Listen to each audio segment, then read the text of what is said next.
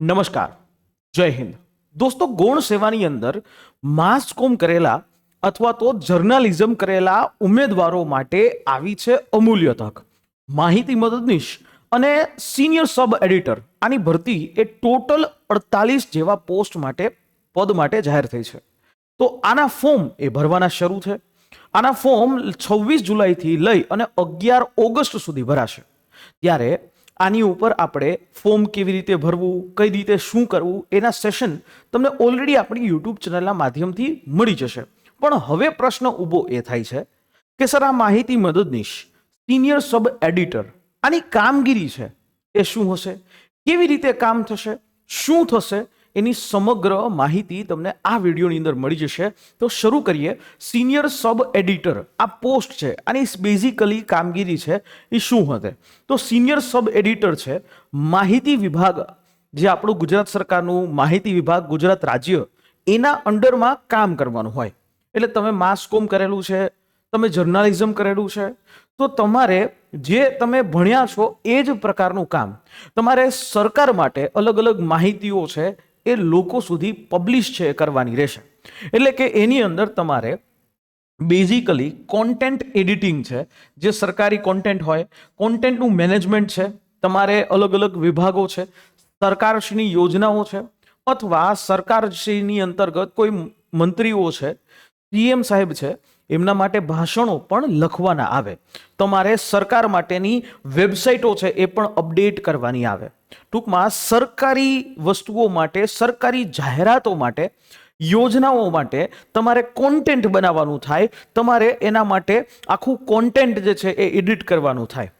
ત્યારબાદ તમે સરકારી જે અલગ અલગ શાખાઓ છે, જેમાં સૌથી બેઝિકલી સરકારી પબ્લિકેશનોમાં હું વાત કરું છું, અલગ અલગ બુકો છે દર મહિને માહિતી વિભાગ અંતર્ગત જાહેર કરવામાં આવે છે. એક તો રોજગાર સમાચાર છે, એવી જ રીતે દર મહિને દર 15 દિવસે એ પખવાડિક જે છે સરકારશ્રી દ્વારા જે છે એ પણ જાહેર કરવામાં આવે છે. અને સરકારશ્રીની બીજી કોઈ બુકનો પ્રોજેક્ટ હોય તો એ પ્રોજેક્ટ ઉપર જે કામ ચાલતું હોય, તમારી અંડરમાં જે માહિતી મદદનીશો છે, એ માહિતી મદદનીશોને સાથે રાખીને સરકારશ્રી માટેની આખી બુક છે એ વ્યવસ્થિત રેડી કરવી, અને એના માટેનું ફાઇનલ પ્રૂફિંગ છે એ તમારે કરવાનું થાય. એના ફોર્મેટ જે છે એ તમારે કરવાનું થાય. અલગ અલગ ડિપાર્ટમેન્ટ્સની સાથે તમારે કોઓર્ડિનેશનમાં રહી અને એમના જે યોજનાઓ છે, એમની જે જાહેરાતો છે, એ જાહેરાતો તમારે પબ્લિશ એ કરવાની થાય. કાલ સવારે કોઈ પણ ટેન્ડર જાહેર કરવું હોય તો એ સૌથી પહેલા માહિતી ખાતાને આપી અને ઓફિશિયલી છે એની જાહેરાતો કરવામાં આવે.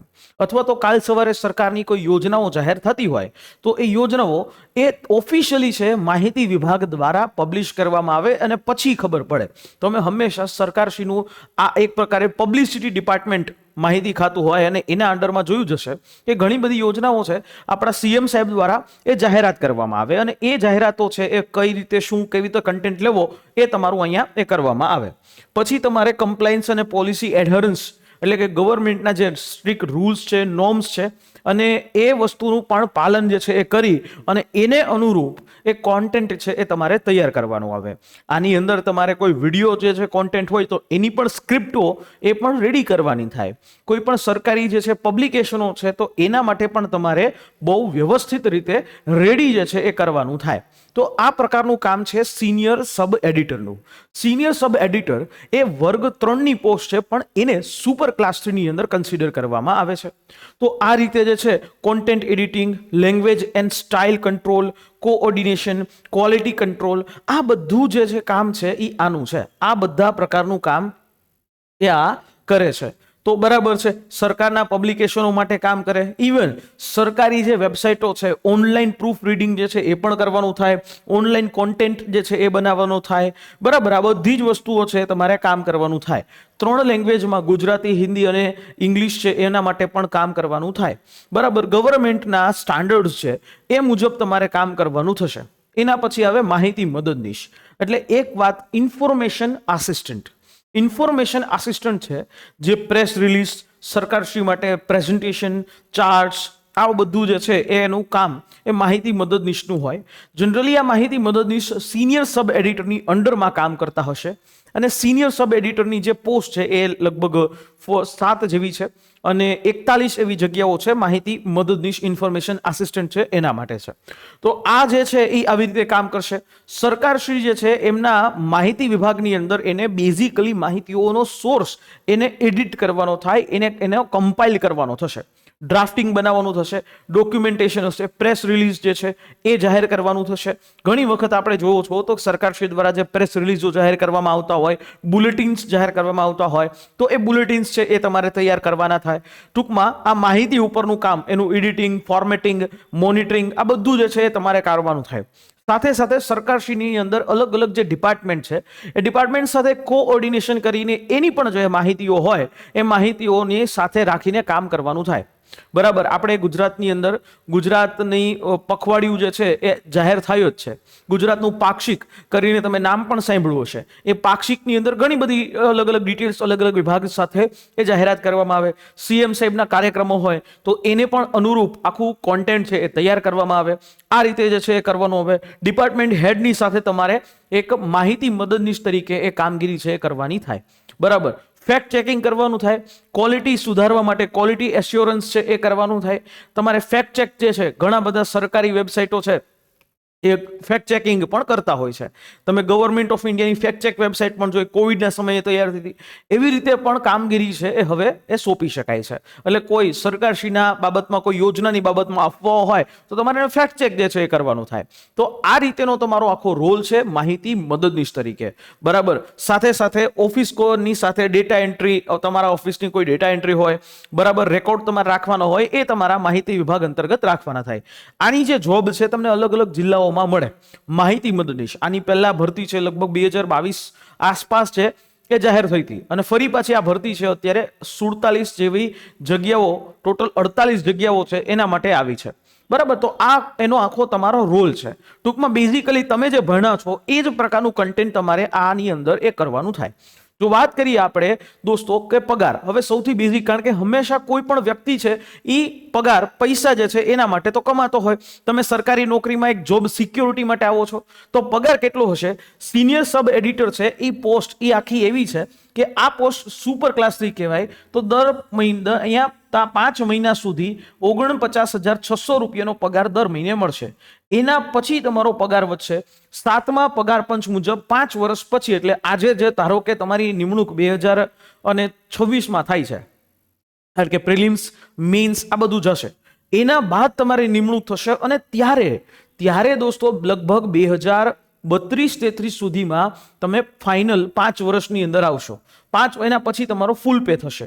ઇન્ફોર્મેશન આસિસ્ટન્ટ માહિતી મદદનીશનો પગાર 40,800 દર મહિને રહેશે. હવે અહીંયા બંનેનો પગાર કેટલો તમારા હાથમાં આવશે એ પણ કહું. ખૂબ સૌથી વધારે પગાર હશે એ સિનિયર સબ એડિટરનો છે. સિનિયર સબ એડિટરનો જે પગાર, આ એની પે સ્લિપ જે છે, જે અત્યારે હાલ એ મળતી હોય એ મુજબની વાત કરીએ તો એનો તમારો મૂળભૂત પગાર થશે 49,600. પછી એમાં જે છે ડીએનએસ અલાઉન્સ, ડીએ છે, એચઆરએ છે, ટીએ છે, અલગ અલગ ભથ્થાઓ છે. એટલે તમારો અંદાજિત પગાર, ગ્રોસ પગાર થશે 85,000. એમાંથી કોઈ કપાત જે છે એ બધા હોય તો લગભગ 80,000નો પગાર તમારા હાથમાં આવશે. આટલો તમારો પગાર એ ગ્રોસ થશે અને તમારા હાથમાં લગભગ 80,000 રૂપિયાનો પગાર છે એ જનરલી આવશે. અને બીજી વાત કે અહીંયા આ જે બધા ભથ્થાઓ છે ને એ 5 વર્ષ પછીથી જ ચાલુ થશે. બરાબર. 5 વર્ષ પછીથી આ ભથ્થાઓ તમને મળવા પાત્ર રહેશે. હવે એવી જ રીતે ઇન્ફોર્મેશન આસિસ્ટન્ટ છે, 40,000 રૂપિયા જેવો પગાર 5 વર્ષ સુધી છે. તો એના બાદ કેટલો થશે? તો એના બાદ લગભગ જે છે એ તમારો પગાર શરૂઆત થાય અહીંયા એ 52,000 રૂપિયાનો તમારો પગાર થાય. જેદીથી તમે ફૂલ પેમાં આવો ને ત્યારે 52,000 રૂપિયાનો પગાર થાય અને એ તમારા હાથમાં અંદાજિત ત્યારે 48,000 જેવું આવે. પણ આ 7મું પગાર પંચ તમે અહીંયા આવશો, બરાબર છે, તમે જ્યારે એ 5 વર્ષ થશો ત્યારે તમારો પગાર 8મા મુજબ જ લાગુ થાય, કારણ કે ત્યારે 8મું પગાર પંચ લાગુ થઈ ગયો છે. એટલે આ પગારમાં થોડું ઘણું વધારો છે એ ચોક્કસથી મળી શકે છે. તો આ રીતે આખી વસ્તુઓ છે. ત્રીજો મુદ્દો છે આખું સિલેક્શન પ્રોસેસ. 2 તબક્કાની અંદર આની આખી સિલેક્શન પ્રોસેસ છે. પહેલી પરીક્ષા છે એમસીક્યુ અને બીજી પરીક્ષા છે ડિસ્ક્રિપ્ટિવ. પહેલી જે પરીક્ષા છે એ એમસીક્યુ, જે સીબીઆરટી થી જ આ લોકો લેશે. આ ધ્યાન રાખજો, કમ્પ્યુટર બેઝડ રિસ્પોન્સ ટેસ્ટના આધારે જ 110% લેશે. આ પરીક્ષા છે, આ પરીક્ષા 100 માર્કની હશે અને એની અંદર 100 પ્રશ્નો હશે અને દરેક પ્રશ્નના 1 માર્ક હશે. નેગેટિવ માર્કિંગ હશે 0.25. તો આની અંદર આનો આખો સિલેબસ છે. આ પાર્ટ એ છે, જેમાં general studies, history, constitution of India, current affairs છે, જીઓગ્રાફી છે, કલ્ચર ઓફ ગુજરાત છે. પાર્ટ બી છે, આ પાર્ટ સી, પાર્ટ ડી અને પાર્ટ ઈ. જર્નાલિઝમ ઉપર 25 જેવા પ્રશ્નો છે એ અહીંયા આવશે. 25 પ્રશ્નો, 25 માર્ક, ટોટલ 100 માર્કનું આખું આ પેપર હશે અને 100 મિનિટનો સમય આ પરીક્ષા માટે તમને મળશે. અલગ અલગ સેક્શન વાઇઝ છે એ પેપર તમને પૂછાશે. રેડી? તો પાર્ટ એ છે, પાર્ટ બી છે અને પાર્ટ સી, આ 3 પાર્ટ છે. આનું લેવલ ઈ 12મા ધોરણ લેવલ હશે. પાર્ટ ડી અને પાર્ટ ઈ એ ગ્રેજ્યુએશન લેવલના ક્વેશ્ચન પૂછાશે અને આમાં તમારે મેન્સમાં જવા માટે મિનિમમ 40% માર્ક, એટલે કે 100 માંથી 40 માર્ક છે એ તમારે જોશે. અને આના બાદ જે કુલ ભરતી હશે એના 15 ગણા લોકો ઈ મેન્સ છે એ આપી શકશે. જે કુલ ભરતી છે એના 15 ગણા લોકો, એટલે કે 48 ગુણ્યા 15 કરો અને જેટલો જવાબ આવે એ બધા લોકો છે એ મેન્સ આપશે.